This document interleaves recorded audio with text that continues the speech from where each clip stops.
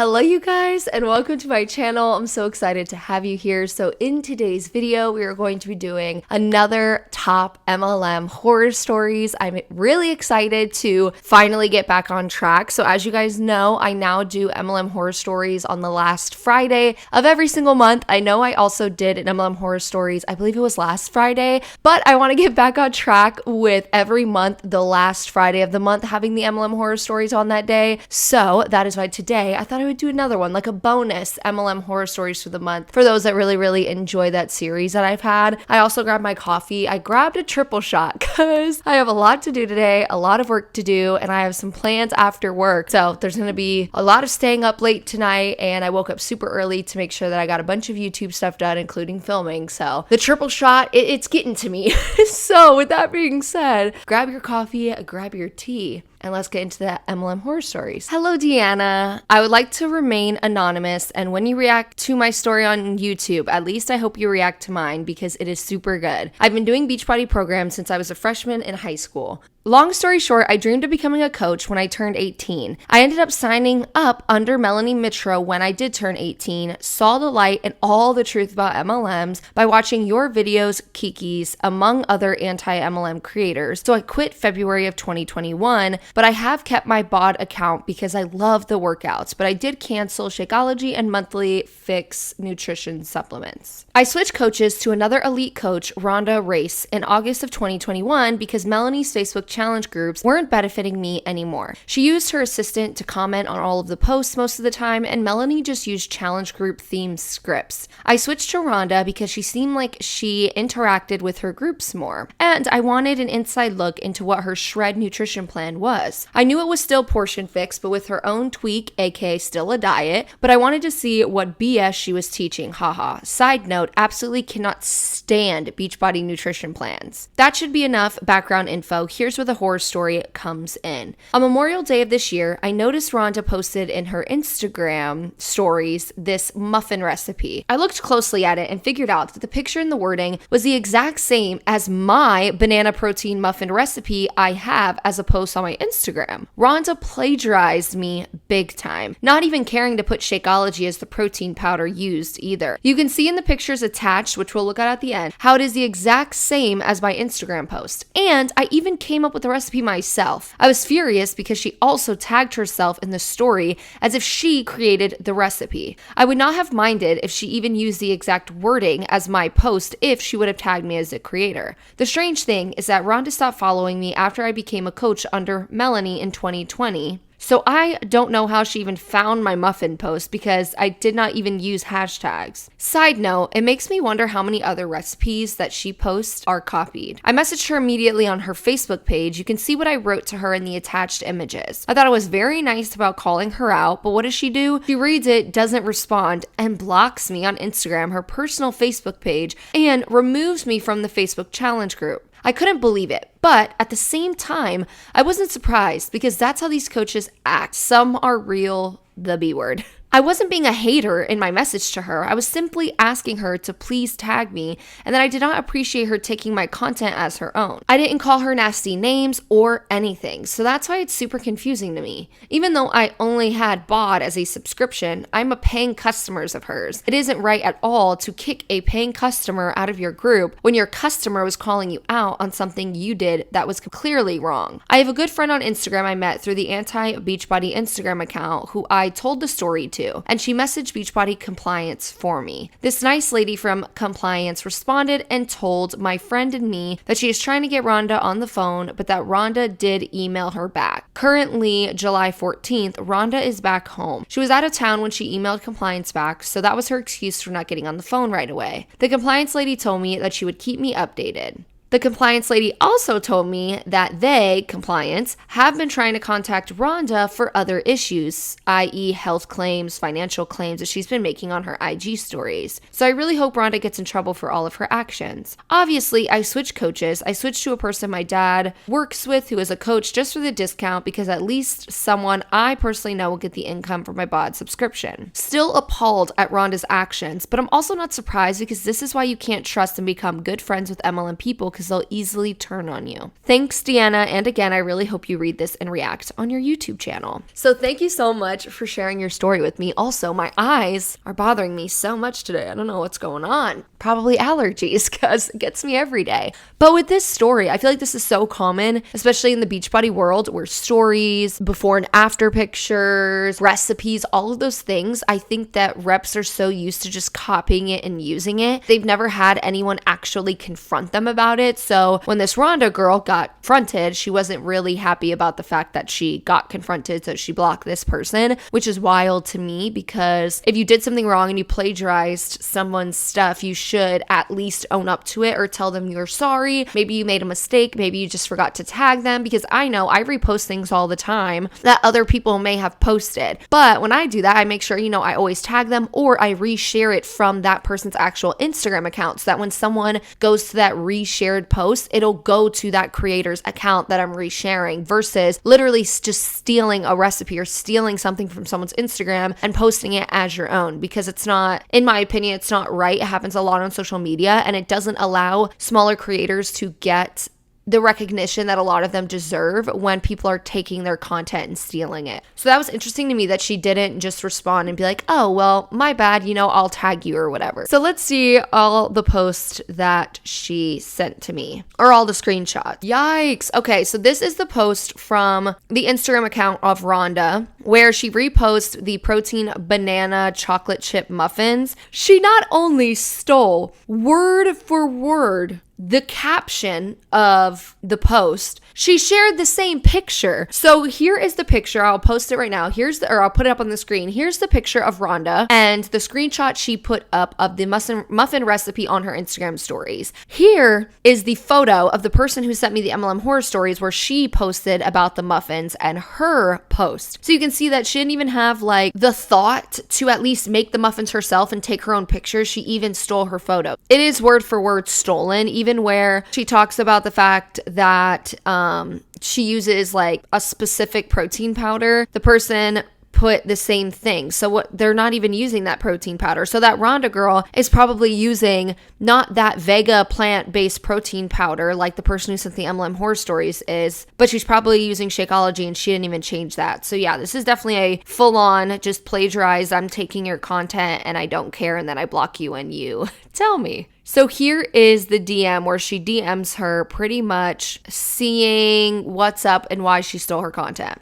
It goes, hey Rhonda, I saw on your stories you posted this muffin recipe. I'm a bit confused because this is my original recipe that I created myself. I posted on my Instagram a few months ago. On your stories is the same recipe word for word as my post. I have no problem at all of you posting it on your stories if you tag me as a creator of the recipe. But to have the story word for word from my post with the same picture, I do not appreciate. Please don't take this the wrong way at all. Again, if you could tag me as a creator, that'd be awesome. I just don't appreciate people taking my content as your own, or as their own. And she literally read it, and she didn't respond. She just went on to blocking this individual, which you gotta love it. So thank you for sharing your stories. And I just think that goes to show just what MLM reps are willing to do. But in general, just showing social media and how you really do need to be tagging creators if you are going to repost something of theirs. So the next story says, hi Dee, first I would like to say that I love watching your channel. This might be a long email, so I hope you don't mind, but I'll keep it short and sweet. So basically, my mom has been sucked into Primerica for 13 years. She joined in 2009 after my oldest sister passed away from bone cancer at 18 years old.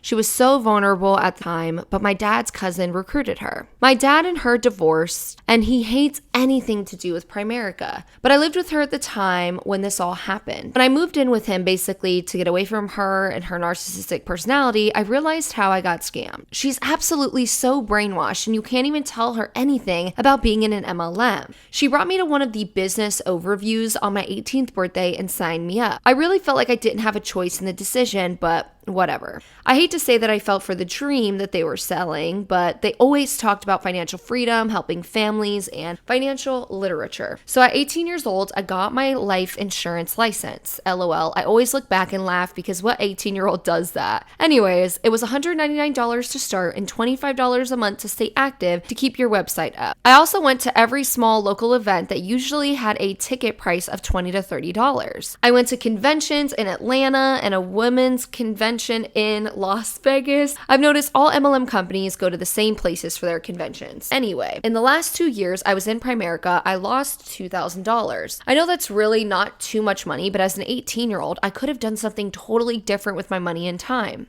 We had to go to meetings every Tuesday night, and on Saturday mornings, if we didn't go to them, we would get talked to about how committed we were to the business. Like, leave me alone. I'm basically still a child, and I don't want to wake up at 7 a.m. to go to a meeting to pay to get brainwashed. So I recruited some people, but they all left after a week or so because their parents were like, WTF, is this a pyramid scheme? And my mom would get furious. If someone said they didn't want to join or say something bad about the company, she would get visibly pissed off. When they would leave, she would go off talking about how they were idiots, don't know anything, and that's why they're broke and never going to do anything with their life. So then I'm sitting there like, dang, I better not quit because my mom will definitely go off on me. They always said the only way to fail is to quit. That doesn't really make sense to me because when someone tells you no to a cold message, which they heavily promote, or you don't close a sale trying to sell insurance, you basically are failing at the job. They really brainwash you into thinking you need the company to have a good life, which I agree. A lot of companies do that, like MLM companies.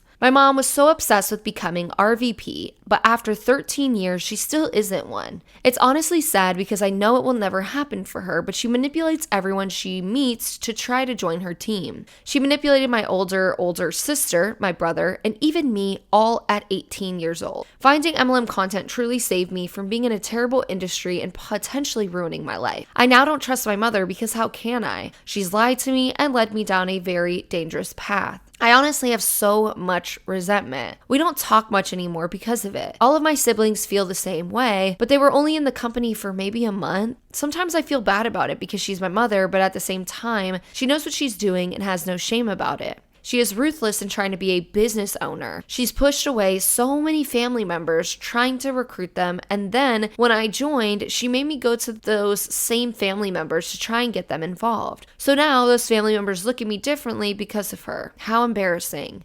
Anyways, moral of the story is MLM companies will stop at nothing. They ruin families and brainwash innocent people into thinking that they can live the dream, when in reality, it's all crap. So here I am, 4 years later, actually working my own small business. I make custom high-quality press-on nails. I'll attach some pictures below. I specialize in doing very detailed work, and I absolutely fell in love with it. I would love to send you a free set of any design if you want. They last up to 14 days, or you can wear them temporarily. My mom buys from me and says that I learned how to be a business owner for being in Primerica. That makes me want to throw up. But she uses and always compares my business to Color Street. That also makes me want to throw up.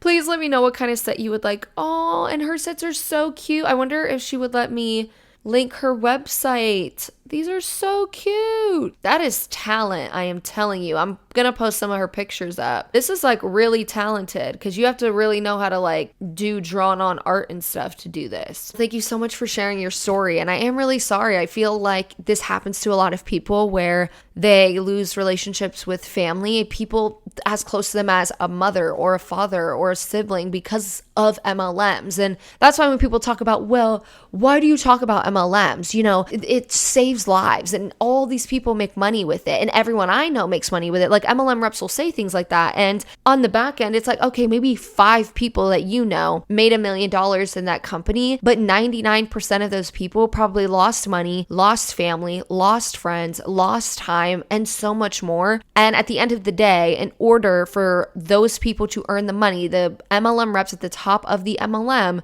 in order for them to earn money, the people below them will fail. The people below them don't have the chance to get to that statistic of being in the top 1% or 0.1%. They're not going to make it, most of them, to be like, yes, I've earned a livable wage or I've earned even a side income. Most of them will lose family, time, money, and a lot of them end up going down a really hard path after they leave their MLM because they're struggling with a financial burden or losing relationships. And in my opinion, that's why it's just not worth it. Yeah, maybe 1% of people have the chance of getting to the top, but do you really want to take that chance at the end of the day? So the next MLM horror story starts off with the caption, "Silent but pretty." Hey Deanna, I have lifelong exposure to MLMs before I even knew what they were. Growing up, we always went to parties for Jamberry, Avon, 31 bags, and more that my mom's friends hosted. And like any good friend, we bought stuff from them we liked, but never hosted any parties or joined the MLM. This is until my freshman year of college. To preface, I was a business entrepreneurship student that had taken college courses in high school.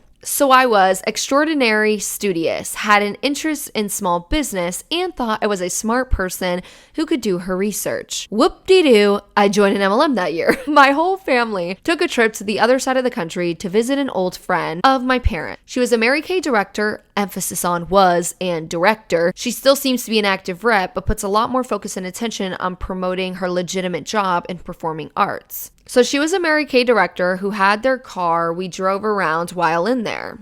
While she didn't push her MLM on us, as my mom bought from her occasionally, the young and naive freshman me saw her job as an opportunity for me to start my small business. So I jumped into becoming a Mary Kay consultant back at college. I thought running this business was using social media to promote the products and meeting with friends to try it in person. Thank goodness that my mom was my best client and I had no clue how crucial recruiting was. I had no training on the cosmetics. I had to spend or so at least $300 every 3 months and attend our weekly team meetings where I was as ever confused as before. My upline did evidently have a well-built downline as she did promote what her business did for her financially online. And she got us excited about others who recruited, but she never forced us to recruit anyone. Even solely only selling products, I spent more out of my limited savings than what was coming in. And of course, I never ranked up. Leaving my company was simple for me, thankfully. Having no training, not making sales, and not feeling the passion as I was miles away from my upline as Zoom was still in its early days was enough to convince me I shouldn't continue this pursuit.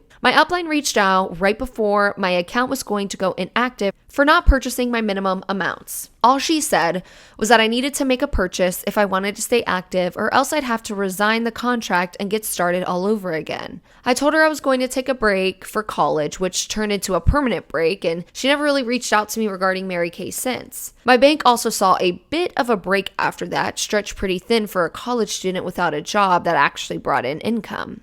My mom still supports her friends who do MLMs and occasionally buys from them. She really doesn't know the truth about these yet, and I'm working on the courage to share it with her. I cannot tell you how therapeutic it was to finally throw away all my Mary Kay makeup and skincare as I moved in with my now husband. Now here's the petty, small petty. A lot of my parents' friends on Facebook I'm friends with work for these companies or host parties that they invite me to. I accept the invite for my own entertainment and to gather anything interesting to share. I don't engage and I especially don't buy. Medium petty. Being a newlywed means gifts, and I've gotten a handful of MLM gifts. I politely accept them, but honestly, I'm figuring out how to donate what I can as I never intend to use them. Big petty. My apartment complex has a cork board in their gym where you can post flyers and business cards, which is amazing for legitimate small and local businesses. However, not even this cork board is free from MLMs, aka Herbalife, or Herbali has not had only a distributor but a local nutrition club's card posted on the board regularly. It's 2 separate people promoting on the board, so every gym day I check the board for those cards and take them back to my place afterwards to dispose of. Now I have a question for you and your audience. Do I reach out to my complex's main office and advise them this cough scam company is being promoted on their property? Big thank you to Deanna and all anti-MLM creators who fill my work days with educational content and humor that fills my soul. But I definitely think you could totally reach out to them. I think that when it comes to making moves with MLMs, everyone can have their own way of doing it. Some people like to post educational content on the internet. Some people like to go in their communities and educate. Some people like to go speak at colleges. Some people like to become professors for business majors and teach about the scams of multi-level marketing companies and pyramid schemes. And I feel like other people like to do things like educate their complex apartment, managers and be like, hey, this is not only, in your opinion, a scam and should not be promoted, but it can hurt a lot of people. And I feel like that's an amazing thing to do. And that's why I always say so many people have so many different ways of not only making a difference when it comes to educating about MLMs, but all of it's important no matter what it is that you're doing, whether you're going out in your community, whether you're talking at colleges, whether you're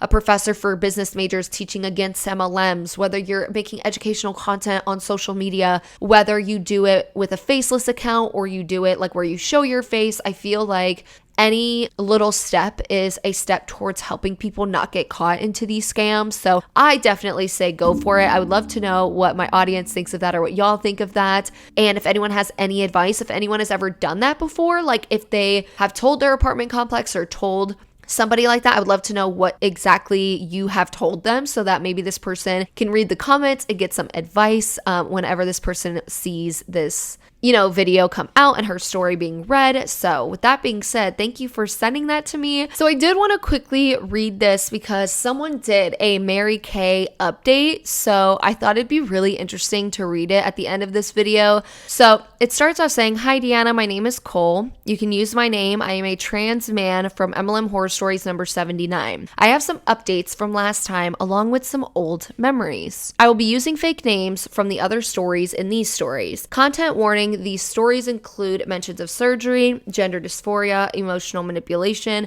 and dysfunctional family life. Update number 1. In March of this year, 2022, I was able to receive top surgery. I live 8 hours away from my parents. Surgeons in my region will not perform any sort of gender-affirming surgeries. I found a surgeon near my parents that also took my insurance. My partner and I spent a week in an Airbnb while I recovered before we had to drive 8 hours back. My mom took the week off of work to help take care of me. She would spend almost the entire day with us at the Airbnb. I was completely out of it on pain meds, so this part of the story comes from my partner. Throughout the week, my mom brought Mary Kay orders for her to pack and paperwork for her business. My mom has always liked to pack her own Mary Kay orders so she can add a personal touch. One of the national sales directors from the cassette tapes I keep mentioning told the consultants listening to add some candy or other samples to the order bag. My mom also pays for a program called Boulevard that keeps records and inventory. Consultants can use it to pack orders and print out order slips. My mom could have spent that time hanging out with my partner more directly. I was either asleep or zoned out watching TV the entire time.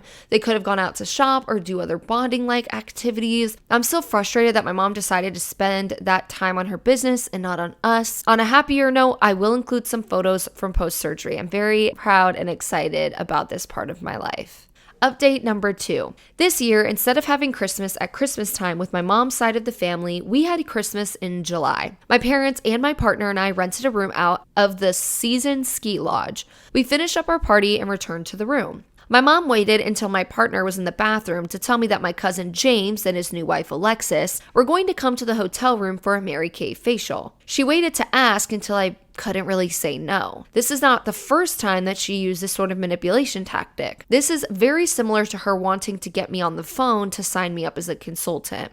Alexis has sensitive skin and has been struggling to find a skincare routine that works for her. My mom always promotes the skincare and talks about how Mary Kay has the best skincare, that they have something for everyone. Once Alexis and James arrived, we spent more time in the hotel pool. I sat on the side of the pool because my top surgery, I am not supposed to submerge my chest in water yet. We still had fun, but I did not get the chance to warn Alexis or to tell her to not buy anything. When we returned to the room, my partner hopped in the shower while my brother and father sat to watch TV. I was within earshot of Mom, Alexis, and James. Mom had Alexis try a charcoal mask and a few other products I did not catch. Mom gets her product catalog called the Lookbook laminated and bound every 3 months when a new one comes out. She uses this catalog to showcase products and talk about the new lines with Alexis. At this point, I was overwhelmed and exhausted. We had already spent most of our day catching up with extended family or swimming. My partner came out of the shower and recognized that I was overstimulated. They took me out to the little balcony on our room away from the noise in the room, which helped a lot. My partner asked if I had heard Alexis and James praising Plexus. Freaking Plexus.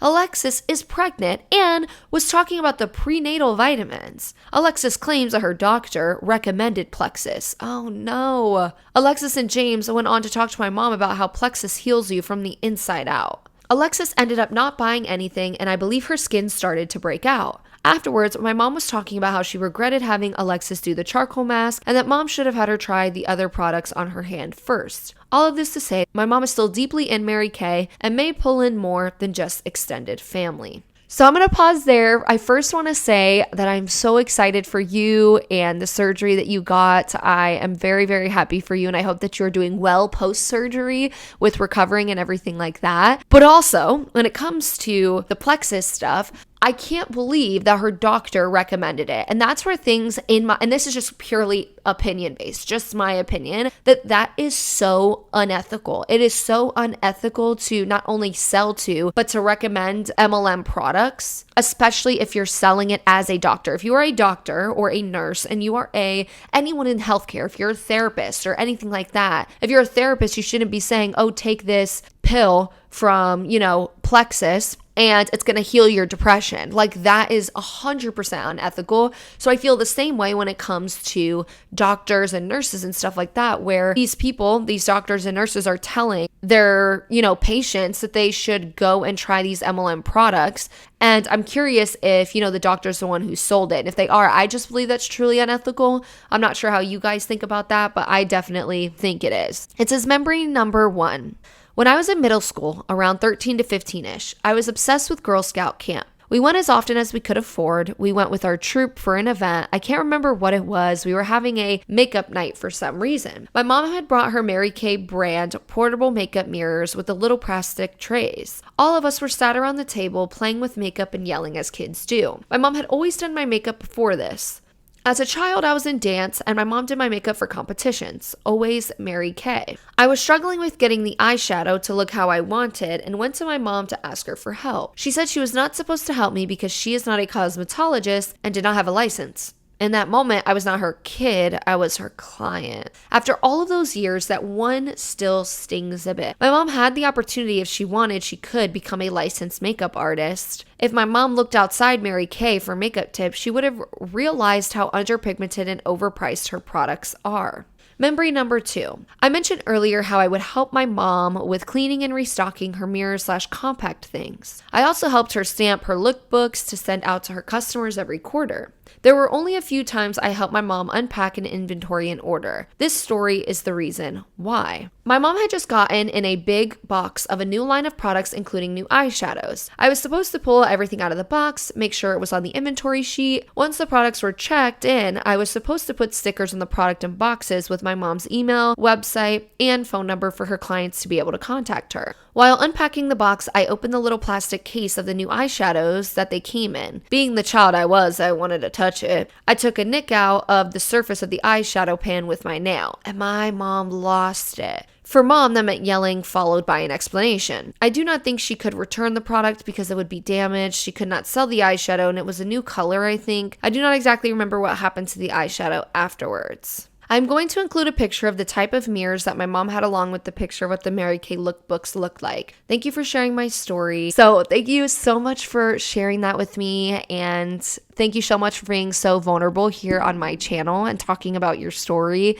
And that's to everyone who shared their story today. Thank you so much for sharing that. So with that being said, I'm going to go chug my coffee and start editing this video. And I will see you guys on Monday for a good one. We're going to be talking about some Monat leaders. I would say ex-Monat leaders. We are talking about ex-top Monat reps exposing not only the industry, but Monat itself and moving over to different MLMs, which I'm very excited for. So I will see you guys in Monday's video. Don't forget to leave a like and a comment and subscribe to my channel if you haven't already. And I will see you guys on Monday. Rewind. As the banana, all of the photos that she posted. Say that again? Sorry. Siri, I'm not talking to you. The big words. Big words are hard. Big words are hard. So I was why is this word so hard for me to say? So I was extraordinary studious. Okay. I found this on the web. Why does my Siri keep popping things up? Am I accidentally pressing the button? I guess I heard me say MLMs and it popped up the FTC's website. Oh my God.